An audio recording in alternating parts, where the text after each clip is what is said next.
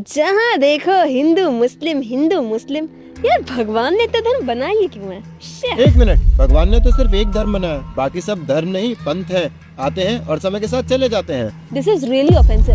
धर्म क्या है? जहाँ जिसका फेथ होगा वही तो धर्म होगा ना। ये तो वही बात हो गई कि जी हिंदू सही है बाकी सब गलत है। नहीं, हिंदू मुस्लिम सिख ईसाई ये सब रिलीजन है, धर्म तो सिर्फ एक है, सनातन। ओह, आई थॉट हिंदू और सनातन धर्म एक ही है। वो रिलेटेड है लेकिन सेम नहीं है। सनातन धर्म वो है जो सभी जीवों पे अप्लाई होता है, लेकिन समय के साथ अलग अलग पंथ बनते गए और अंतर करने के लिए हिंदू टैग उन लोगों को दे दिया गया जो सनातन धर्म को फॉलो करते थे। तो मुस्लिम्स और क्रिश्चियंस इन सबको भी तो सनातन धर्म में होना चाहिए। इतनी लंबी छलांग लगाने से पहले ये समझो पहले कि धर्म क्या है।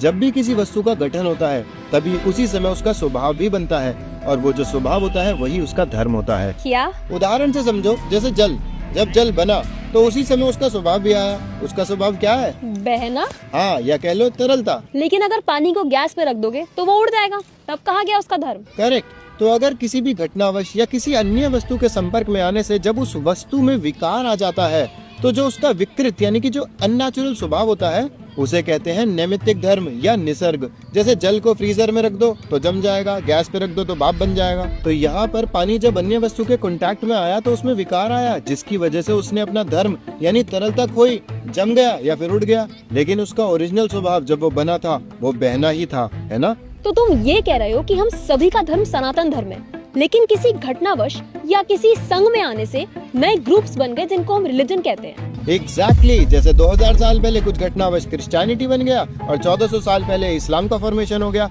लेकिन सनातन धर्म तो सनातन धर्म है और वही सबका मूल धर्म है। तो मुस्लिम और क्रिश्चियन ये चीज समझ क्यों नहीं पाते? अरे उनकी छोड़ो, हिंदू भी नहीं समझते। और क्यों नहीं समझते? क्योंकि उन्हें वस्तु का ज्ञान ही नहीं है।